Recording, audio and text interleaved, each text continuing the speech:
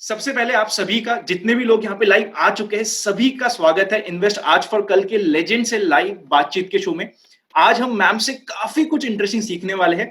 Lakshmi ma'am is CIO of Kotak AMC. उनसे हम उनकी पर्सनल लाइफ में जाके कैसे वो पर्सनली अपना फाइनेंसेस मैनेज करते हैं वो सीखने वाले हैं। मैम, सबसे पहले आपका स्वागत है इन्वेस्ट आज फॉर कल की फैमिली में। Thank you Anant and I hope आप सभी जो इस शो को लाइव देख रहे हो, आप सभी अपने घर में, अपने ऑफिस, जहां कहीं पे भी बैठे हो, आप एकदम सेफ, आप एकदम सुरक्षित हो। And I hope all of you, जैसे हम बोलते हैं पिंक, हम जब लेटर लिखते थे, हम याद है बचपन में लेटर राइटिंग में हम लिखते हैं hope this finds you in the pink of health. तो I hope you all are in the pink of health. Thank you so much ma'am for your well wishes. I hope आप भी बहुत स्वस्थ होंगे। और मैम, सो हम सबसे पहले क्वेश्चंस पे चलते हैं। और मैम, आज हम क्या चाहते हैं आपसे, आपकी पर्सनल फाइनेंशियल लाइफ आपने कैसे मैनेज करी है? शायद कुछ गलतियां भी करी हो जिससे हम आपसे सीख सकते हो, शायद कुछ अच्छी चीजें करी हो जो हम अडॉप्ट कर सकते हो। सो मैम, वहीं से स्टार्ट करते हैं। मैम, आपकी पर्सनल फाइनेंशियल लाइफ कैसी रही है? बिल्कुल। एंड गलती ऐसी, ऐसा कोई आदमी, ऐसी कोई औरत मैंने देखी नहीं जो जिसने कभी गलतियां ना करी हो, छोटी हो या मोटी हो फर्क नहीं पड़ता, गलतियां तो सभी ने की हुई है। तो मेरी जो जिंदगी है, जो फाइनेंशियल जिंदगी है, वैसे अदरवाइज ऑल्सो काफी सारी गलतियां होती रहती है, लेकिन आमतौर पे अगर हम देखें, जो सबसे बड़ी मेरी जिंदगी की गलती है on the financial world is, मैंने लेट स्टार्ट किया। लेट यानी कि जब कमाना शुरू किया था, एक्चुअली कॉलेज के टाइम से, जब मैं 18 साल की थी, एचएससी यानी सेकेंड 12th स्टैंडर्ड में थी, तब से एक लत लग गई थी यार कि पैसे कमाए जाए। और अच्छी तरीके से, बेसिकली मैं बच्चों को पढ़ाती थी, मुझे पढ़ाना पसंद था और अब भी पसंद है वैसे तो मैं बच्चों को पढ़ाती थी, ट्यूशन देती थी। और वो उससे क्या होता था, एक्चुअली कॉलेज जो था ना, सेकेंड हाफ में हुआ करता था, यानी 2 to 5 या 2 to 6। और आधे लेक्चर्स तो इतने बोरिंग होते थे कि इच्छा ही नहीं होती थी कि आप बैठ जाओ, खुद ही बैठ के मैं पढ़ाई करती थी। तो वो जो फ्री टाइम मिलता था, तो मैंने सोचा क्यों ना उसे मोनेटाइज किया जाए। आज की तारीख में जैसे हम सोचते आरबीआई क्यों नहीं मोनेटाइज करते, तो ठीक उसी तरह मैं सोचती थी क्यों ना ये टाइम को मोनेटाइज किया जाए, और ताकि थोड़ी बहुत पॉकेट मनी भी आ जाए। वो टाइम पे ऐसे था कि मेरे जो माता पिता थे, my mother was a home maker, और जो मेरे फादर थे वो एक ही अर्निंग मेंबर थे, और हम 2 बहनें थी, मेरी जो बड़ी बहन और मैं। तो ऑब्वियसली वो एक फीलिंग आया था कि चलो रिस्पॉन्सिबल बना जाए खुद के लिए, ऐसा नहीं कि पूरी फैमिली को कमाओ और खिलाओ। और वो टाइम पे क्या मतलब 400-500 रुपए हमको एक स्टूडेंट को पढ़ाने का मिलता था। तो तब से जो शुरू हुआ वो सिलसिला, वो टीवाई बीकॉम तक चलता रहा। और उसके बाद एमबीए करने के पहले जो मैंने 2 साल नौकरी करी, शायद वही टाइम से मुझे शुरू करना चाहिए था इन्वेस्टमेंट्स। एंड मैं 2000 की बात कर रही हूँ, 1997 to 99 की फेज की बात कर रही हूँ, जहां पे मैं 21 साल की थी। और फिर मैंने शुरू की अपनी जो इन्वेस्टमेंट जर्नी थी कोटक में आकर। कोटक मैंने जो ज्वाइन किया नवंबर 1999। और 2002 जब मैं आई वाज 2002 में मैं 26 साल की थी, तब मैंने शुरुआत की पहले इन्वेस्टमेंट की। और जो मेरा पहला इन्वेस्टमेंट था वो था कोटक महिंद्रा फाइनेंस लिमिटेड। तब वो कोटक महिंद्रा बैंक नहीं बना था। एक्चुअली एक इक्विटी कलीग ने मुझे बताया था, यार मेरे नाम पे 100 शेयर ले लेना। तो मैंने बताया यार इतने पैसे नहीं है मेरे पास, वो 100 रुपए का शेयर था तभी, सोचो आप। तो उन्होंने बताया चल मेरे नाम पे ले लेना और 20 रुपए कमा ले तो निकल जाना। मैंने बोला ये तो अच्छा है, ये तो शेयर बाजार में पैसा कमाने का मौका है। तो सबसे बड़ी गलती करी मैंने लेट शुरू किया। उससे भी बड़ी गलती करी, निवेश तो मैंने कर लिया, 100 शेयर मैंने ले लिए उनके नाम पे, मतलब उन्होंने बताया तो मेरे नाम पे ले लिए।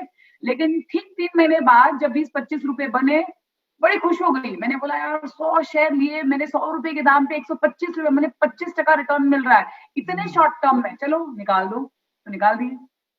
And rest is history. तो आपको पता है, आप कंप्यूट भी मत करना, मुझे कितनी नफरत हो रही होगी अपने आप से कि यार मैंने वो 100 शेयर अब तक क्यों नहीं रखे। तो आई थिंक ये एक मैंने आपको एक जैसे टिप ऑफ द आइसबर्ग वाली मेरी मिस्टेक बताई, जहां पे लोग अक्सर ये सोचते हैं कि आराम से निवेश करेंगे, आराम से प्लानिंग करेंगे, आराम से फाइनेंशियल गोल्स की तरफ हम ये करेंगे। तो आई थिंक स्टार्टिंग अर्ली मेरे हिसाब से बहुत ही जरूरी है। स्टार्टिंग अर्ली का मतलब है आपने जब से कमाना शुरू किया, या जब से आपके घर में पैसा आना शुरू हुआ, कहीं से भी हो, जो भी इनकम हो, आप वहीं से शुरुआत करें। और जितना लंबा आप सोचिए और जितनी लंबी अवधि तक आप निवेश करें, उतना ज्यादा सुखी हो। तो ये जो दो गलती जो है, ये कभी दोहराना मत। मैंने तो नहीं दोहराया इसके बाद। मैम फिर जैसे आपने स्टार्ट किया था, स्टार्ट में आपने कुछ शेयर्स ले लिए, फिर बाद में आपने अपना पोर्टफोलियो एलोकेशन कैसा रखा? जैसे जैसे आप ग्रो हुए, आपकी खुद की इनकम भी ग्रो हुई, कैसे आपने अपना पोर्टफोलियो एलोकेशन किया? कितना आप अपनी सैलरी का एलोकेट करते थे पोर्टफोलियो के लिए? आनंद, सबसे पहली बात जो मैंने सीखी वो भी खुद ही सीखी, और ये सब नोट्स टू सेल्फ, जैसे अब जब मैं लोगों को इन्वेस्टर अवेयरनेस प्रोग्राम के द्वारा बताती हूँ, लेकिन ये सब काफी चीजें मैंने खुद गलतियां करी और मैंने DIY करके खुद सीख ली, कुछ चीजें पढ़ के सीखी।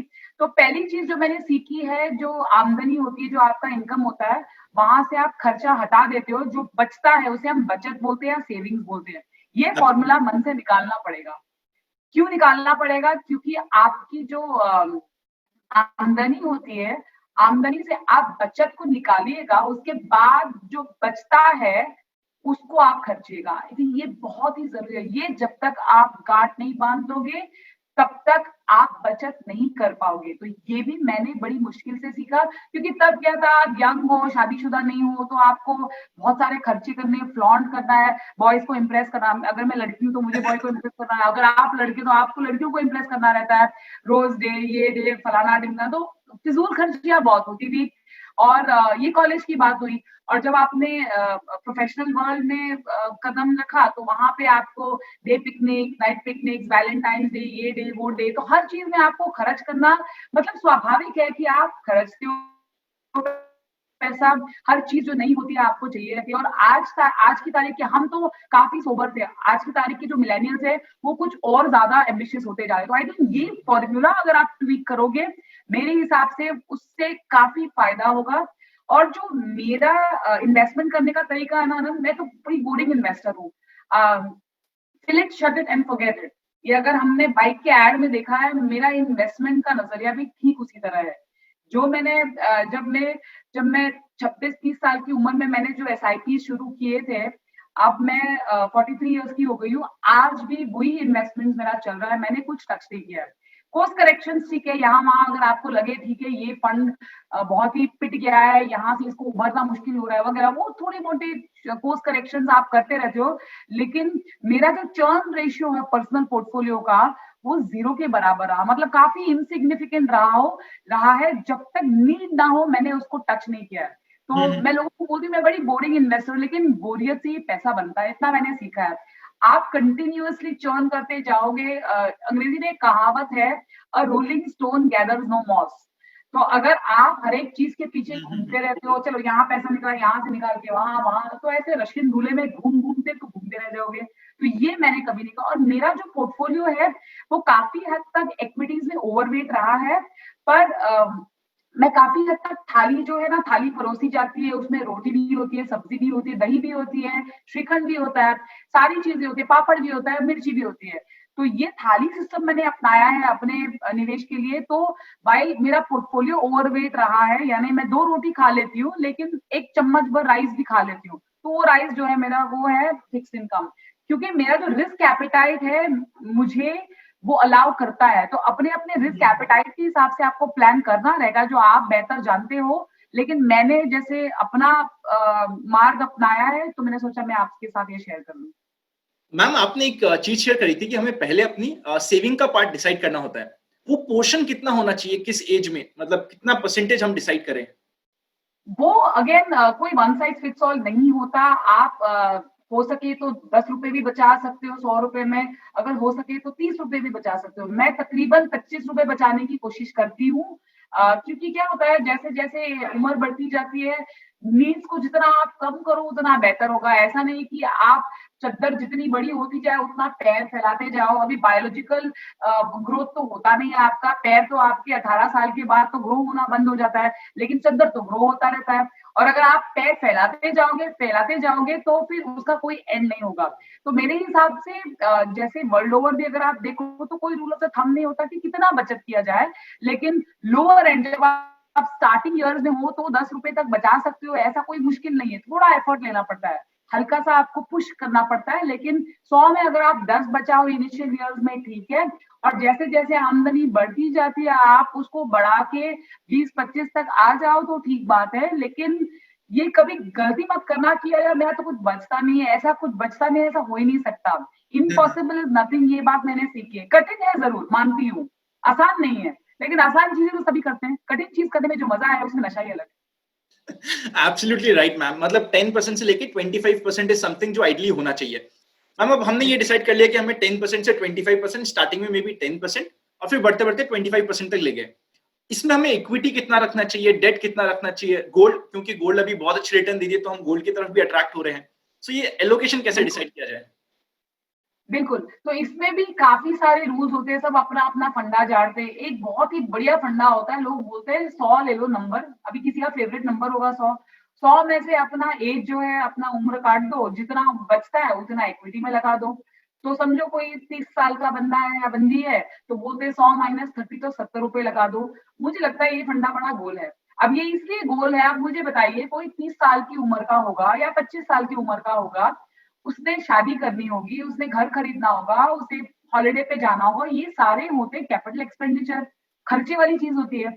अब खर्चे वाली चीज इतनी सारी होगी 2-3-4 साल के बीच में, तो आप इक्विटी में ओवरवेट कैसे रह सकते हो?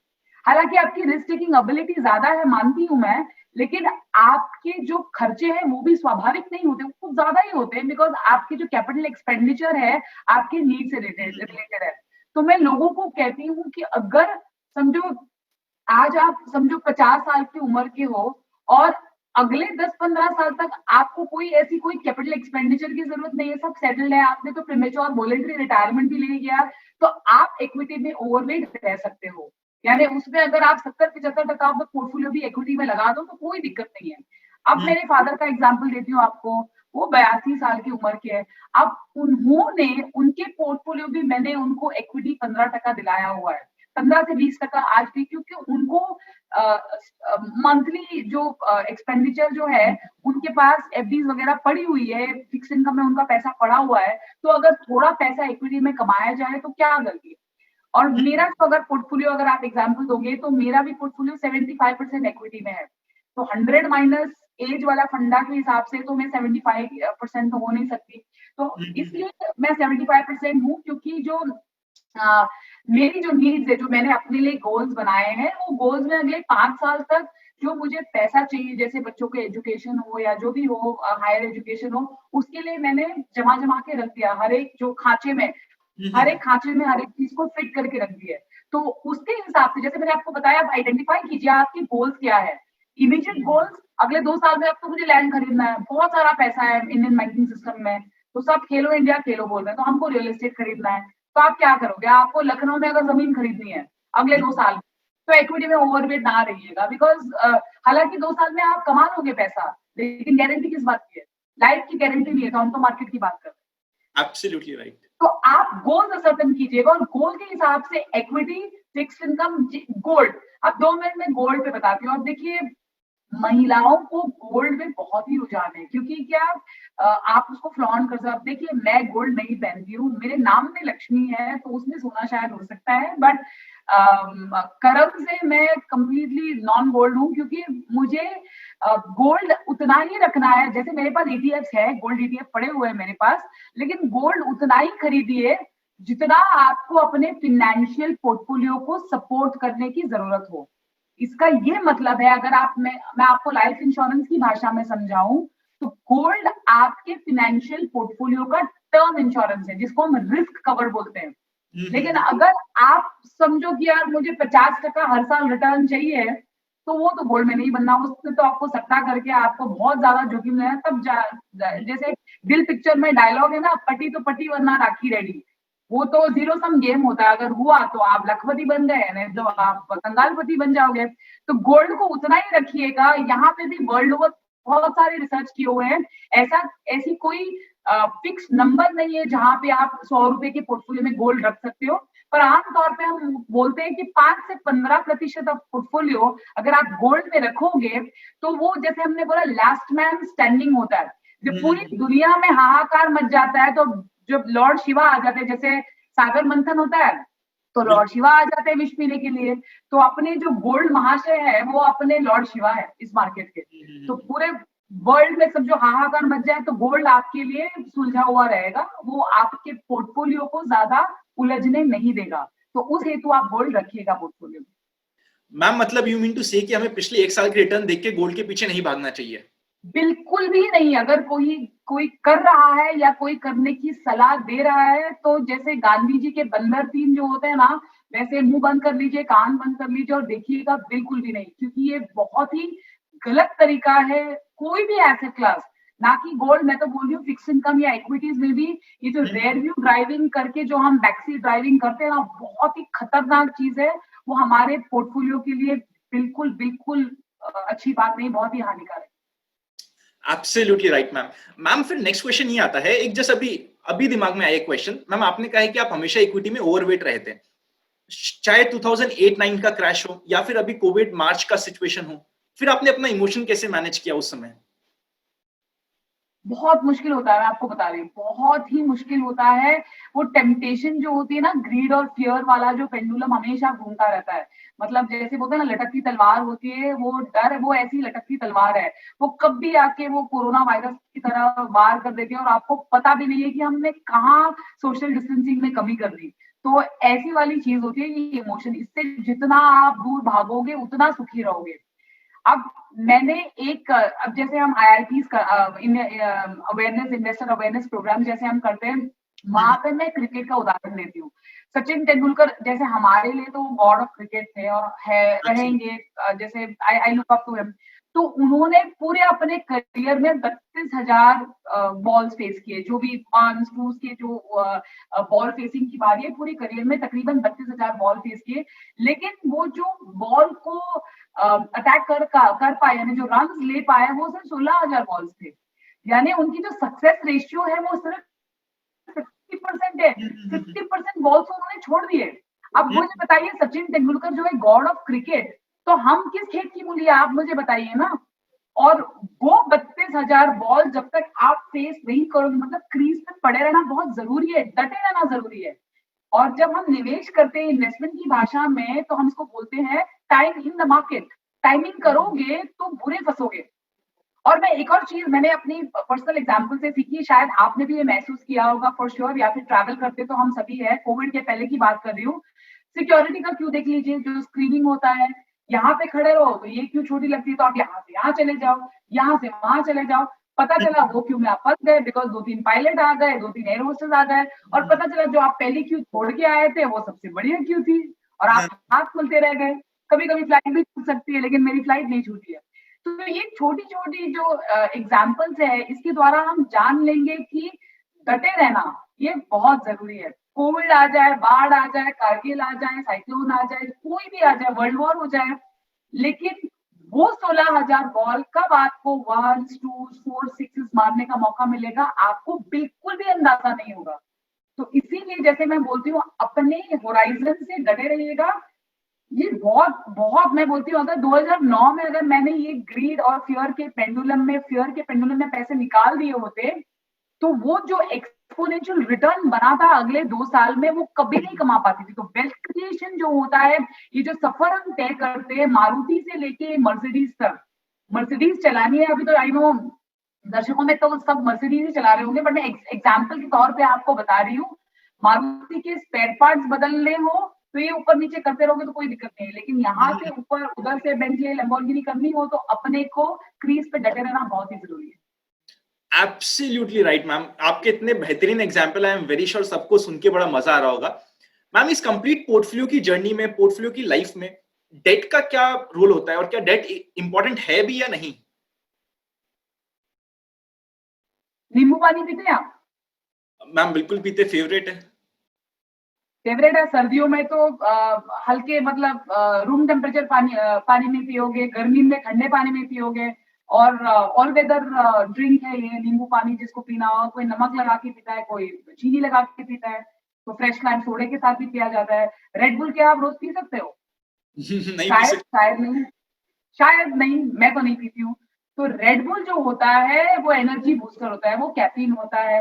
और जो डेट होता है वो नींबू पानी होता है, वो पोर्टफोलियो को स्टेबलाइज करता है। तो पोर्टफोलियो में जैसे हम बोलते हैं हर एक फ्रेंड जरूरी होता है, हर एक एसेट क्लास जरूरी होता है। तो अगर आपके पोर्टफोलियो को किकर की जरूरत है, बढ़ावे की जरूरत है, एनर्जी बूस्टर्स की जरूरत है, तो आप उसको लोड कीजिएगा कैफीन के साथ यानी रेड बुल के साथ।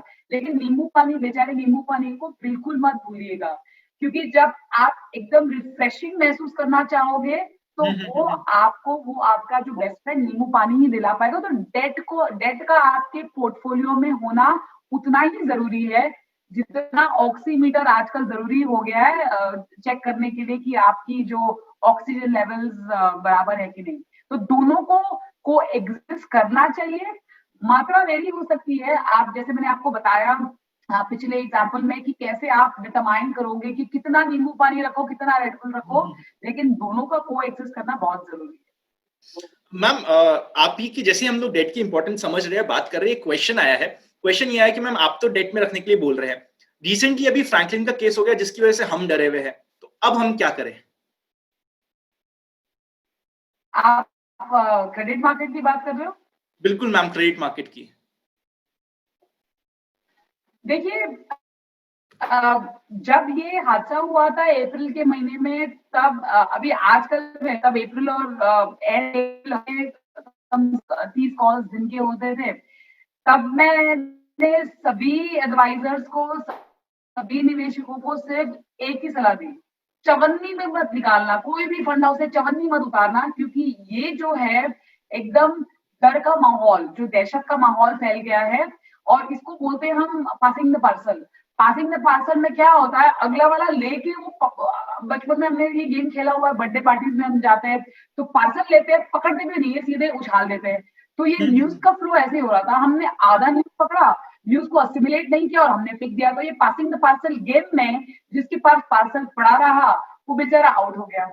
यहाँ पे हम लोगों को यही बतला रहे हैं कि जब फ्रैंकलिन का एपिसोड हुआ था, ये लिक्विडिटी क्राइसिस था, वो किसी कुछ स्कीम में एक फंड हाउस के कैटेगरी में, वो 40-45 फंड हाउस के 20 फंडों में नहीं हुआ था। ये हम कभी भी बताए, हम आज भी वही बताते हैं कि घबराने वाली कोई बात ही नहीं थी, क्योंकि जिसने बंद करना था फंड उसने बंद कर दिया, उसने आपको अभिमन्यु की तरह चक्रव्यूह में फंसा दिया।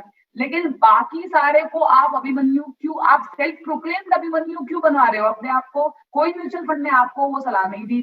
तो उसके वजह से जो रिटर्न्स का नुकसान हुआ है, जो मई में, जो अप्रैल और मई में थोड़ा सा नुकसान हुआ है, जून और जुलाई के महीने में 25 से 36% रिटर्न एनुअलाइज इन्वेस्टर को कमाने को मिला, यानी कि 2 से 2.5% एब्सोल्यूट महीने का रिटर्न।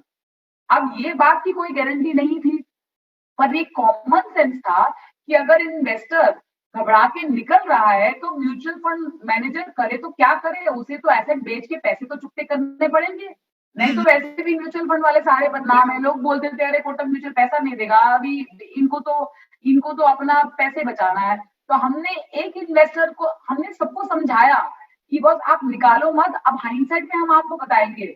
अब देखिए, history is a very good teacher. अगर आज सितंबर के महीने में अगर हम आपको बतला दें कि देखो देखो ऐसा ऐसा प्रोग्रेस हुआ है, तब लोग बोलेंगे अच्छा ऐसा है तो हमने तो निकालना नहीं चाहिए था। लेकिन अब होने से क्या फायदा जब चिड़िया चुग गई थी। तो कहने का ये मतलब है, देखिए ऐसे हादसे होते जाएंगे। अब मुझे बताइए, यहाँ पे हमारे यहाँ बॉम्बे में ताज, क्या ये मतलब है उसके बाद लोगों ने ताज जाना छोड़ दिया?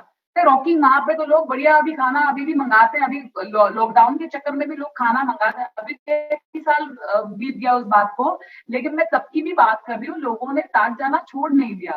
ठीक उसी तरह जब आप गाड़ी चला रहे हो, रास्ते पे अगले वाले का एक्सीडेंट हो गया, क्या आप यू टर्न लेके घर चले जाते हो?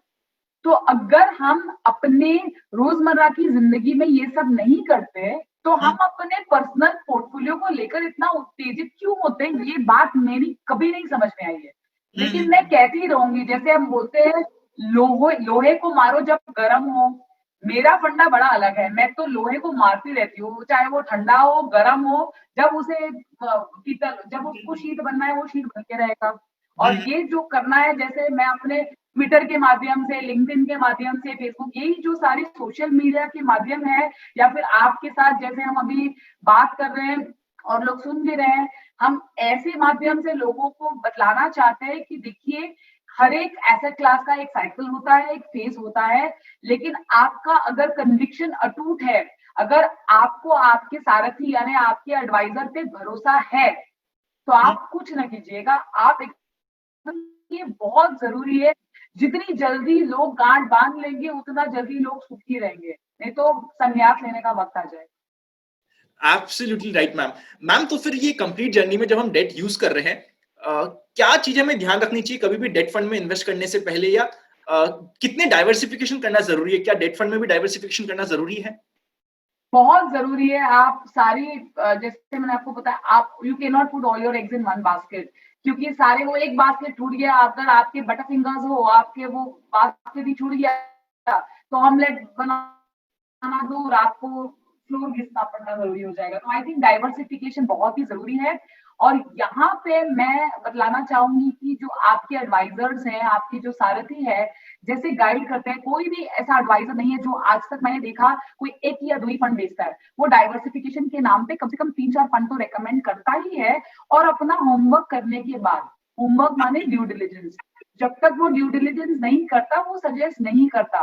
तो अगर आप वो कोर्स को फॉलो करोगे, जैसे आप डॉक्टर के पास जाते हो सलाह के लिए, आपको कोई एलिमेंट हो गया, आपको कोई परेशानी हो गई, तो डॉक्टर आपको बताता ना सुबह, दोपहर में, रात में, ये 3 टाइम दिन में खा लेना दवा। क्या आप सारी दवाएँ एक साथ खा लेते हो? आप वो नहीं करते हो ना। तो ठीक उसी तरह, जैसे एडवाइज़र बोलता है तो डाइवर्सिफ़ाई कर लो, और 2-3 फंड्स में तो डेट में भी डाइवर्सिफ़िकेशन उतना ही ज़रूरी है, जितना इक्विटी में। Absolutely right ma'am. मैम अब हम कुछ क्वेश्चंस लेने की कोशिश कर रहे हैं मैम, कुछ व्यूअर्स के क्वेश्चंस हैं। मैम एक इंटरेस्टिंग क्वेश्चन मुझे दिखा है। मैम एक व्यूअर कह रहे हैं कि उन्होंने अपना लॉन्ग टर्म पोर्टफोलियो अलग रखा है, शॉर्ट टर्म पोर्टफोलियो अलग रख रखा है। उनको डिसाइडेड है कि यार इतना मेरे को शॉर्ट टर्म ट्रेडिंग के लिए रखना है, इतना लॉन्ग टर्म इन्वेस्टिंग के लिए रखना है। बट जब उन्हें शॉर्ट टर्म ट्रेडिंग में अच्छा गेन आने लगता है, तो उनकी इच्छा ये होती है या टेम्पटेशन ये होती है कि लॉन्ग टर्म पोर्टफोलियो को बाद में वापस डेवलप कर लेंगे, एक बार शॉर्ट टर्म में लेके शॉर्ट टर्म पोर्टफोलियो का गेन तो ले लिया जाए। तो इस टेम्पटेशन को कैसे हटाया जाए, या ये टेम्पटेशन सही है क्या?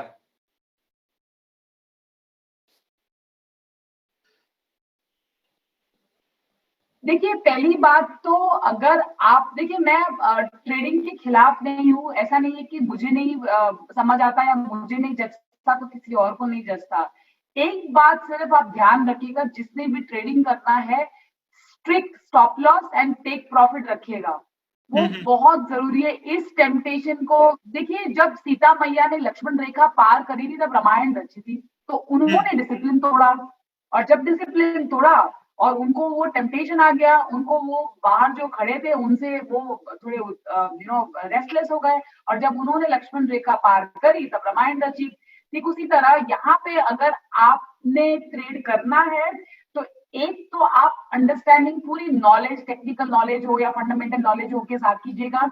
और अगर आपने डिसाइड किया है मुझे 25% ये शॉर्ट टर्म गेन मिलने की उम्मीद है, अगर वो 26 भी हो जाए ना, फिर रुकिएगा नहीं, फिर वो 50 हो जाए, फिर अब बोलना मन नफे में नुकसान हो गया, फिर ये बात वाली, ये सब जो चीज होती है ना, फिर वो नेगेटिव स्पाइरल में चला जाता है। तो अगर आप में कन्विक्शन हो, और कन्विक्शन के साथ डिसिप्लिन, सीडी फैक्टर, जब तक वो सीडी फैक्टर नहीं होता, कोई सक्सेसफुल ट्रेडिंग कर नहीं सकता।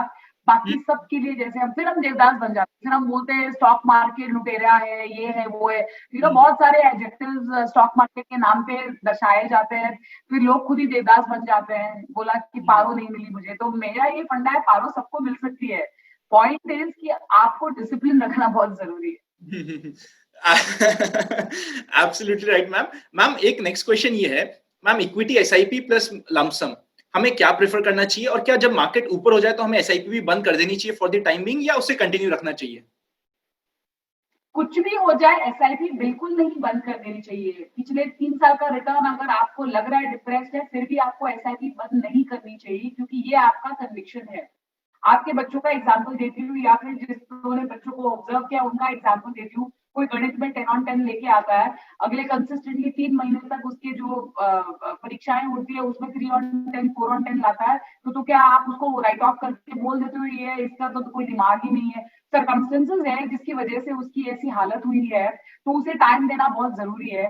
ठीक उसी तरह एसआईपी कभी बंद मत कीजिएगा, अनलेस आपकी नीड हो।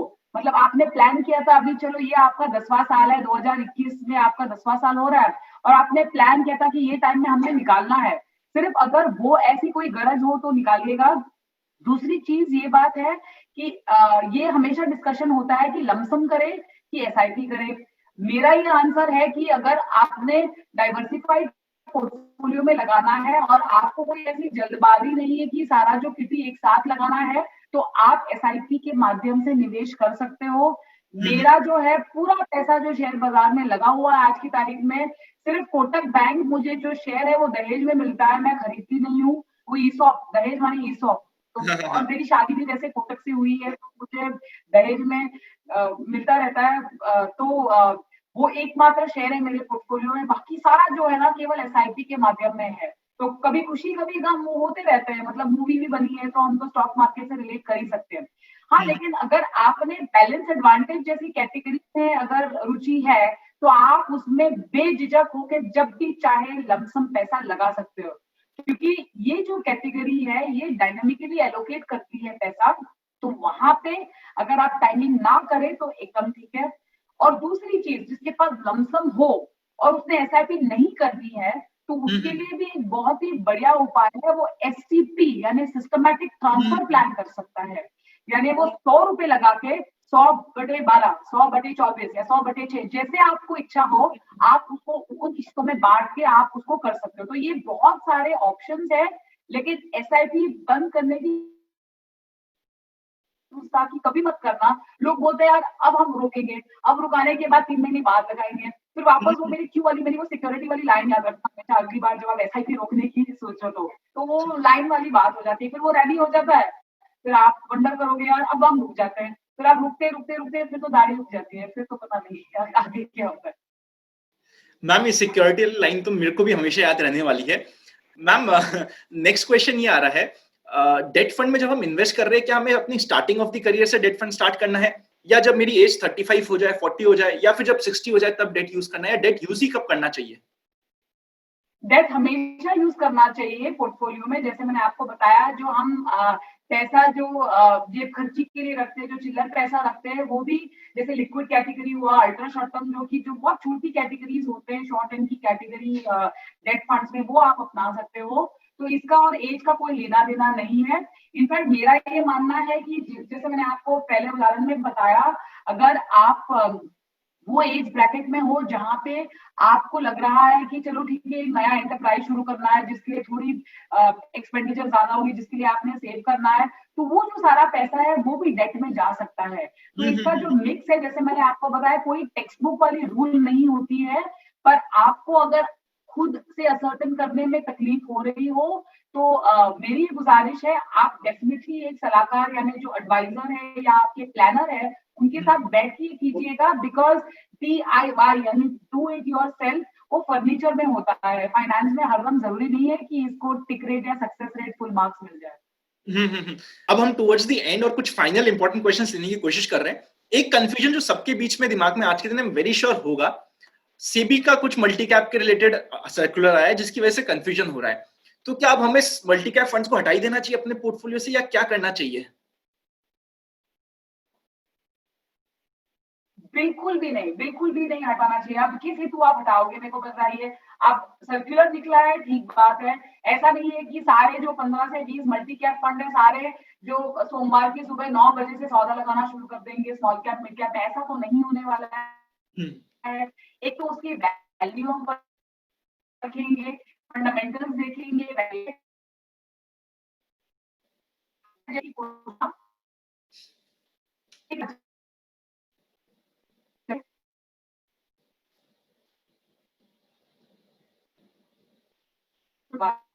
वो पहले जो कुंडा है पहले गुण मिला है। आपने ये शादी के बारे में आपका ख्याल कैसे आया, कुछ हमको बताइएगा। तो ये डिस्कशंस होने के बाद, और टाइम है अभी तो फरवरी 2021 तक हमने करना है, तो ऐसा नहीं है कि आप आउटराइट मल्टी कैप क्वेश्चन को, तो बहुत सारे उपाय हैं, बहुत सारे मर्जर्स के चांसेस आ सकते हैं, इसको हम मर्ज कर सकते हैं, जैसे मल्टी कैप को किसी और कैटेगरी के साथ मर्ज कर दिया, या फिर एक नया कैटेगरी खोल दो फ्लेक्सी कैप करके। तो बहुत सारे ऑप्शंस है म्यूचुअल फंड हाउसेस के पास। तो आप एग्जिट बटन बिल्कुल ना पैडल कीजिएगा, मेरा सचिन तेंदुलकर डायलॉग याद कीजिएगा, 3 दिन अगर आपने, तो 3 दिन तो आपको पैसे खाते में आने के लिए लगते हैं, और 3 दिन में अगर आपने चौके और छक्के का मौका खो दिया, फिर जैसे मैंने आपको बताया हाथ मलते रह जाओगे। तो ऐसी कोई परिस्थिति में मेरे हिसाब से वेट इट आउट, जैसे क्लैरिफिकेशन होगा, जैसे खुलासे होते जाएंगे म्यूचुअल फंड की तरफ से, रेगुलेटर की तरफ से, तब जाके आपको कोई करेक्शन या कोई भी मॉडिफिकेशन करना है कीजिएगा। लेकिन कोई भी मल्टी कैप से निकलने का एक रत्ती भर कारण बिल्कुल भी नहीं दिखता हमें।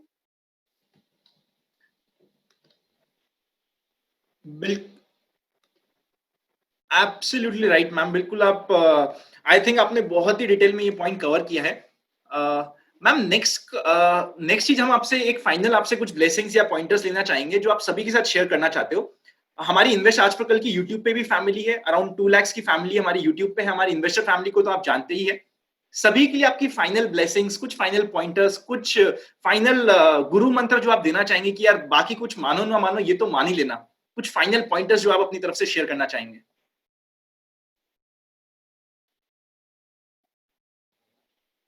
देखिए, 2-3 चीजें मैं आपके साथ शेयर करके एज अ टेक अवे छोड़ना चाहूंगी, फूड फॉर थॉट जैसे हम बताए हैं। पहली चीज, सब आते हैं लॉन्ग टर्म के हिसाब से और एनएवी देख के शॉर्ट टर्म बन जाते हैं। पैसे लगाते वक्त बोलते हैं अरे 3 साल का पैसा लगाना है, बताओ कौन सा फंड है, फिर हम पूरा सारा ज्ञानबाजी करके लगवा देते हैं और 3 घंटे बाद लोगों के हाथ पैर लड़खड़ाने शुरू हो जाते हैं। किसी के 3 घंटे में होते हैं, किसी के 3 घंटों में होते हैं, 3 दिनों में होते हैं, किसी का 3 हफ्ते में होता है और 3 महीनों में भी होता है। 3 महीने वाला फिर भी थोड़ा सुखी है, वो 3 घंटे वालों के साथ ना मुझे बहुत डर लगता है। मैं उनको बताती हूँ आप एक काम कीजिएगा, बैंकों की एफडी की जो जमा पूंजी है ना वो 140 लाख करोड़ की है, आप उनको और अमीर बनाते जाइएगा, क्योंकि आपके लिए ये कैटेगरी फंड सूट नहीं करते, आपको इनसे एलर्जी होती है। तो ये एनएवी एलर्जी है ना, इसको दूर भगाइएगा। 2009 में अगर आपने 2008 में घर खरीदा हो, चाहे लखनऊ में हो, चाहे वो उत्तराखंड में हो, चाहे वो मुंबई में हो, 2009 में उसकी वैल्यू 5% से लेके 30% से कहीं गुना घटी थी, लेकिन किसी ने उसकी एनएवी नहीं परखी ना, इसीलिए उसे पता ही नहीं है। जो दिखता है वो बिकता है, बिकता है मतलब रिडेम्पशन होता है। तो ये सिंड्रोम, ये जो एनएवी सिंड्रोम से जो जिसको एलर्जी होती है ना, एक तो आप एनएवी देखना छोड़ दीजिएगा, टीवी देखिएगा, लेकिन टीवी अगर आप स्लीपिंग पिल के साथ या एंजाइटी पिल के साथ खाते हो तो टीवी भी देखना छोड़ दीजिएगा। तो क्या किया जाए मेरे हिसाब से, fill it, shut it and forgetting, ये अगर आप फंडा अपना लोगे, जैसे अगर आप मैं बॉम्बे की, अगर हम बात है तो बॉम्बे की हूँ तो मैं बॉम्बे का एग्जाम्पल दूंगी, लेकिन अगर आप बॉम्बे से गोवा ड्राइव पे जा रहे हो तो साधारण है, बरसात का महीना है, कहीं पे खड्डे होंगे, कहीं पे पॉटहोल्स होंगे, तो आप क्या करते हो, हर एक खड्डा देखते आप क्या करते हो, आप सोचिएगा, आप क्या यू टर्न लेते हो, आप वहां पे लेफ्ट में लेके गाड़ी पार्क कर देते हो, आप अपनी गाड़ी छोड़ के दूसरी गाड़ी में चढ़ते हो। मेरे हिसाब से ये ऑडियंस में जो भी आप दर्शक जो आप सुन रहे हो, कोई भी एक भी चीज ऐसे नहीं करता है, कोई वेट करता है, कोई गाना सुनता है, कोई खा लेता है, कोई पान मसाला खा लेता है, कोई चॉकलेट खाता है, कोई गाने, कुछ ना कुछ करके आप मन बटा करके आप अपना जर्नी बरकरार रखते हो। तो ठीक उसी तरह ऐसी सारी पिटफॉल्स आते जाएंगे, कभी चाइना आएगा, मतलब कोई रोड ब्लॉक आएगा, कभी कोई करगिल जैसा माहौल हो जाएगा, कभी कोविड हो जाएगा, कोई ज्यादा अंतर नहीं चाइना और कोविड में। तो मेरी आपसे सबसे यही गुजारिश है कि आपका जो कोर्स है, डॉक्टर ने बताया 4 दिन खाना, 3 टाइम्स 1 डे फॉर 4 डेज, दूसरे दिन आप ठीक हो गए, आप बोलते हो अब मुझे कोर्स खत्म करने की जरूरत नहीं है। अगर आप ऐसा बोलोगे तो आपकी जो एलिमेंट है, वो जो वायरस है, वो कैसे होगा? तो आपको स्टे द कोर्स करना ही होगा, चाहे वो मेडिकल वर्ल्ड में हो या वो फाइनेंशियल वर्ल्ड में हो। अगर आप ऐसा करोगे तो आप स्वस्थ रहोगे और फाइनेंशियल पोर्टफोलियो को भी स्वस्थ और मस्त रखोगे। I think that is very important. Thank you so much ma'am, आप आए और हम सभी के साथ इंटरेक्ट किया। आपके की टेक अवे पॉइंटर्स तो इवन मैं भी नोट करने वाला हूँ और मेक श्योर करने वाला हूँ कि हम इसको हमेशा ध्यान रखेंगे। Thank you so much, ma'am, for coming and sharing your thoughts and opinion. Thank you so much, ma'am. Perfect, great. Thank you so much, अनंत, मुझे ये शो में इनवाइट करने के लिए. एंड मैं यही उम्मीद करती हूँ कि आप सभी दर्शकों को इसमें कुछ तो वैल्यू एड या कुछ तो टेक अवे मिला होगा. इतना भी अब्सॉर्ब कर लिए तो हम नैया पार कर चुके. Thank you so much. Stay safe, stay invested. Bye. Thank you, ma'am. Thank you, ma'am, for sharing your complete journey. Means a lot. Thank you, ma'am.